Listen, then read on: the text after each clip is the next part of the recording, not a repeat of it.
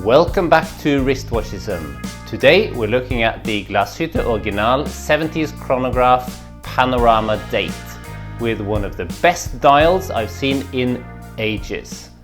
Stay home, stay safe, you know you need more watches.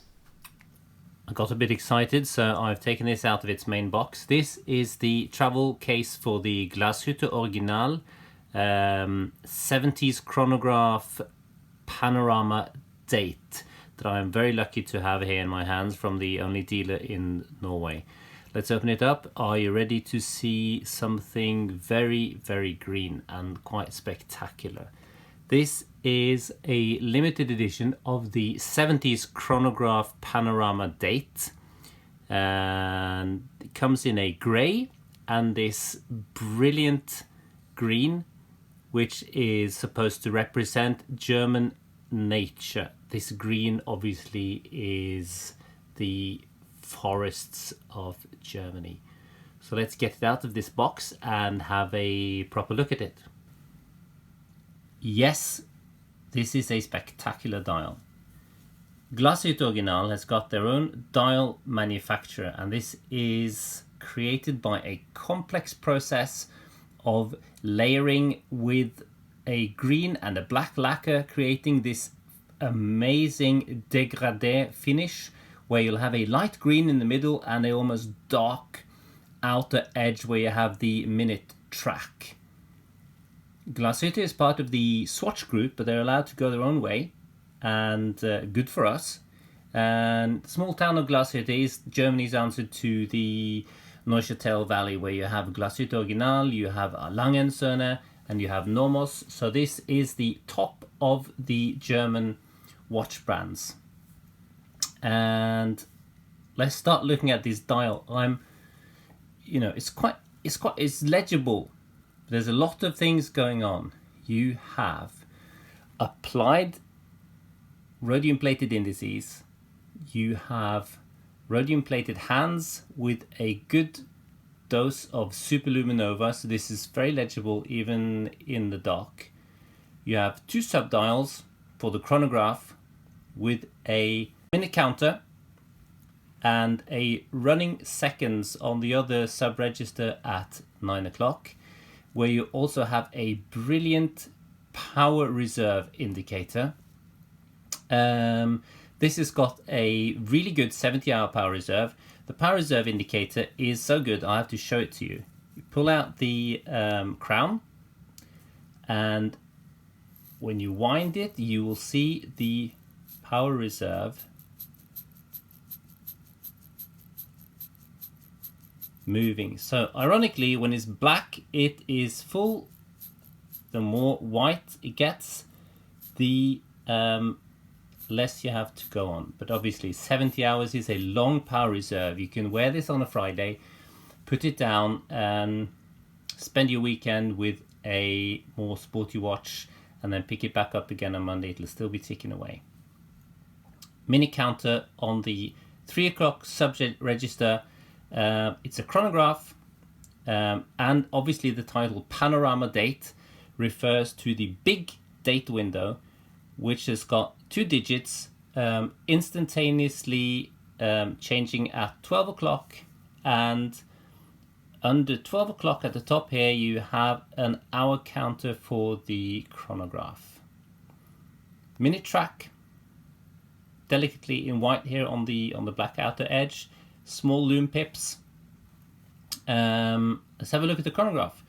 The normal chronograph, stop it, zero it out, it pops back perfectly 12 o'clock. It has got a flyback function where you start it, you're timing a lap or something, you want to do another timing straight away after the first lap, you press the bottom pusher, pops back, starts timing again immediately. That is the flyback function. Complex mechanical function. The second hand has got this lovely Glashütte double logo on at the bottom. Sure, that was the dial. Now let's have a look at the strap. It comes on a lovely suede strap or a rubber strap. This is the rubber. It's got a very nice deployant clasp, obviously all solid milled stainless steel, very nice quality, top quality here on the hinges. It's even got beveling on this part of the clasp, which is, I would say, one of the best clasps I've seen, bettering the clasp on my Tudor. Didn't say that.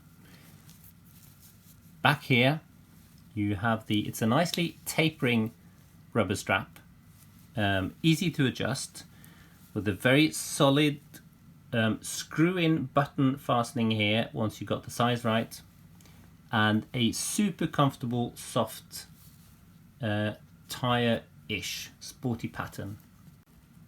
This is Glashütte's caliber 3702. It's got the typical Glashütte original rotor with the 21 carat outer weight, because obviously that is very pretty to look at, but it has got a purely functional aspect as well, being heavier than steel, and thereby making the automatic movement and the winding of the spring function even better, because it requires a smaller movement of the wrist to actually wind the movement. The detailing is beautiful on this movement, and it is very German, with the typical 3/4 main plate with the Côte de Genève finishing, striping, 65 joules, 70 hour reserve, and it runs at the normal 28,800 VPH, which is equivalent to 4 Hertz. An exquisitely finished movement with the typical 3/4 plate, a screw-in balance with 4 adjustment screws, and a swan neck adjustment. Moving the rotor there so you can have a look. A typically German manufacture movement.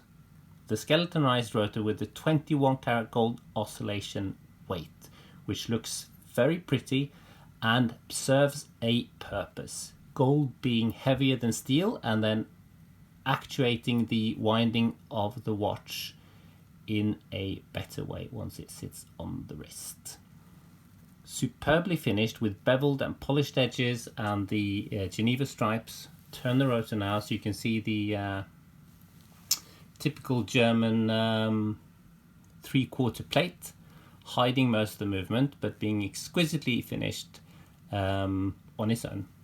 So don't turn it around, you'll be watching this for hours because it is spectacular. So, lovely watch.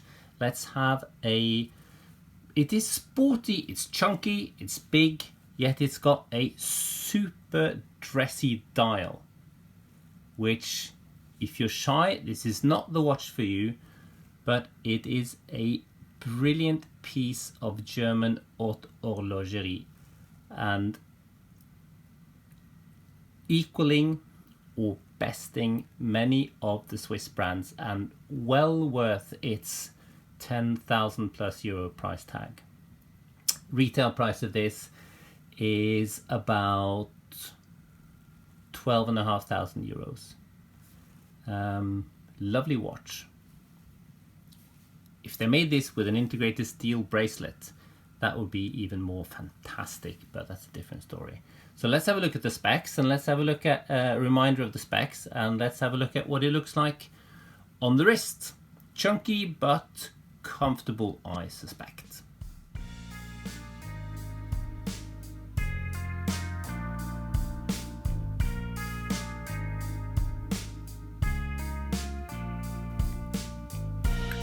So my verdict on the wrist, being 40 millimeters in diameter, it is quite compact.